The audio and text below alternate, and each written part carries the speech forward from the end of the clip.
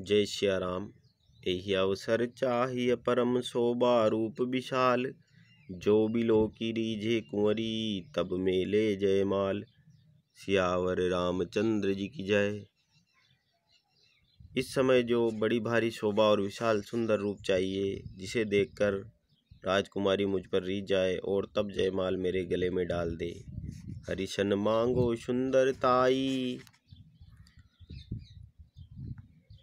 हो वही जात गहरुअति भाई। मोरे हित हरि सम नहीं कोऊ, एहि अवसर सहाय सोई दो। एक काम करूं कि भगवान से सुंदरता मांगू, पर भाई उनके पास जाने में तो बहुत देर हो जाएगी। किंतु श्री हरि के समान मेरा हित भी कोई नहीं है, इसलिए उस समय वे ही मेरे सहायक हो। बहुविधि विनय कीन तेहि काला, प्रगट्यों प्रभु को तु की कृपाला। प्रभु बिलो की मुनि नयन जुड़ाने, हो वहीं काजू हिए हरसाने। उस समय नारद जी ने भगवान की बहुत प्रकार से विनती की। तब लीला में कृपालु प्रभु वहीं प्रकट हो गए। स्वामी को देखकर नारद जी के नेत्र शीतल हो गए और वे मन में बड़े ही हर्षित हुए कि अब तो काम बन ही जाएगा। अति आरती हरि कही कथा सुनाई, करहु कृपा करी होऊ सहाई। आपन रूप देहु प्रभु मोहि, आन भांति नहीं पावो ओहि। नारद जी ने बहुत आर्त दीन होकर सब कथा कह सुनाई और प्रार्थना की, कृपा कीजिए और कृपा करके मेरे सहायक बनिए। हे प्रभु, आप अपना रूप मुझको दीजिए और किसी प्रकार मैं उस राजकन्या को नहीं पा सकता। जय विधि नाथ होई हित मोरा, करऊं सुबेगी दास में तोरा। निज माया बल देखी विशाला, हिय हंसी बोले दीन दयाला। हे नाथ, जिस तरह मेरा हित हो आप वही शीघ्र कीजिए। मैं आपका दास हूँ। अपनी माया का विशाल बल देख दीन दयालु भगवान मन में ही मन हंसकर बोले। जय विधि होवई परम हित, नारद सुनहु तुमार। सोई हम करब न आन कछु, बचनम रसा हमार। हे नारद जी, सुनो, जिस प्रकार आपका परम हित होगा हम वही करेंगे, दूसरा कुछ नहीं। हमारा वचन असत्य नहीं होगा। कुपत मांग अरु व्याकुल रोगी, वेद न देह सुनो मुनि जोगी। एहि विधि हित तुम्हार में ठयऊं, कही अस अंतर हित प्रभु भयऊं। हे योगी मुनि सुनिए, रोग से व्याकुल रोगी कुपथ्य मांगिए तो वेद्य उसे नहीं देता। इसी प्रकार मैंने भी तुम्हारा हित करने की ठान ली है। ऐसा कहकर भगवान अंतर्ध्यान हो गए। माया विवश भये मुनि मूढ़ा, समुझि नहीं हरि गीता निगूढ़ा। गवने तुरत रहा ऋषि राई, जहाँ स्वयंवर भूमि बनाई। भगवान की माया के वशीभूत हुए मुनि ऐसे मूढ़ हो गए, वे भगवान की अगूढ़ स्पष्ट वाणी को भी न समझ सके। ऋषिराज नारद जी तुरंत वहां गए जहाँ स्वयंवर की भूमि बनाई गई। निज निज आसन बैठे राजा, बहु बनाव करि सहित समाजा। मुनि मन हरस रूप अति मोरे, मोहि तजी आनहि बरहि न भोरे।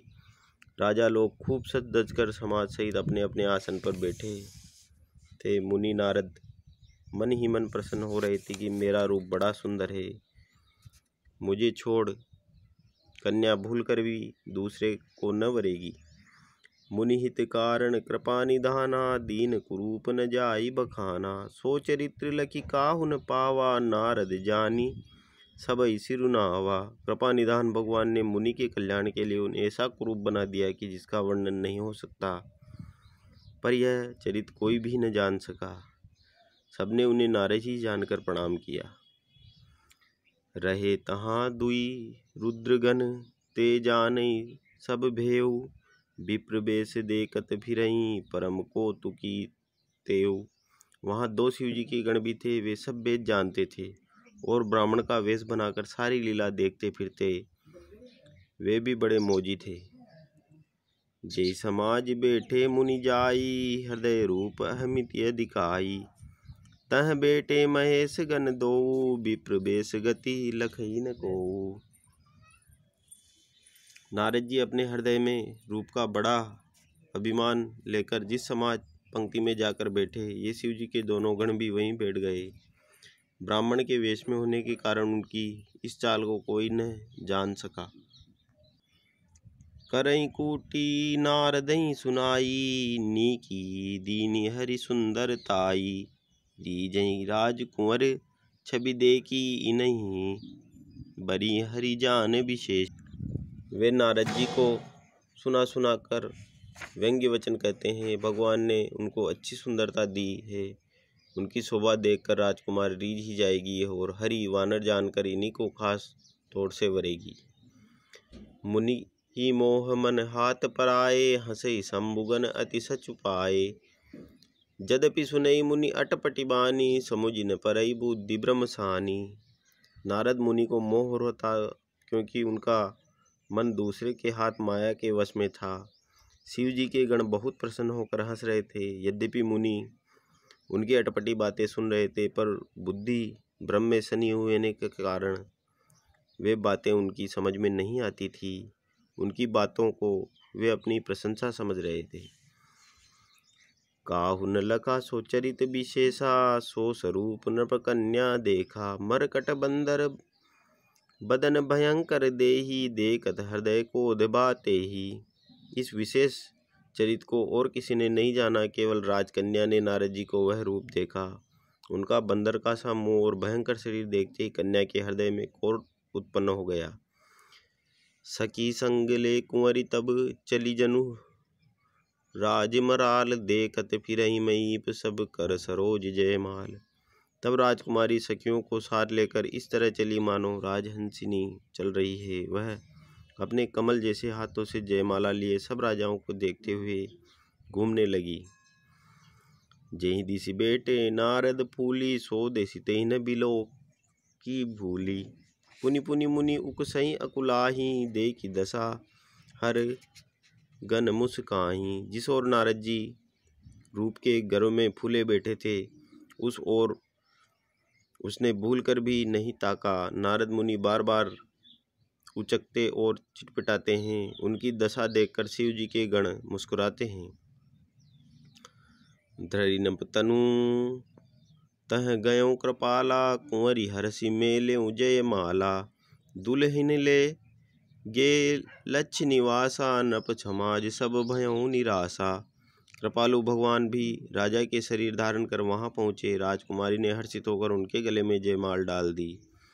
लक्ष्मी निवास भगवान दुल्हनी को ले गए। सारी राजमंडली निराश हो गई। मुनि अति बिकल मोहमती नाही, मनि गिर गई छूटी जनु ठाही। तब हर गन बोले मुस्काई, निज मुख मुकुट बिलो कहूँ जाई। मोह के कारण मुनि की बुद्धि नष्ट हो गई। इससे वे राजकुमारी को गई देख बहुत ही विकल हो गए, मानो गांठ से छूटकर मणि गिर गई हो। तब शिव जी के गणों ने मुस्कुराकर कहा, जाकर दर्पण में अपना मुंह तो देखिए। अस कहीं दो भागे भय भारी, बदन दीक मुनि बारी निहारी। बेसु बिलाव की क्रोध अति बाड़ा, तिन्हि सराप दीन अति गाढ़ा। ऐसा कहकर वे दोनों बहुत ही भयभीत होकर भागे। मुनि ने जल में झांक कर अपना मुंह देखा। अपना रूप देखकर उनका क्रोध बहुत बढ़ गया। उन्होंने शिव जी के उन गणों को अत्यंत कठोर शाप दिया। हो निशाचर जाई तुम कपटी पापी दो, हंसेउ हमई सो लेहु फल बहुरी हंसेउ मुनि को। तुम दोनों कपटी और पापी जाकर राक्षस हो जाओ। तुमने हमारी हंसी की है, उसका फल चखो। अब फिर किसी मुनि की हंसी करना।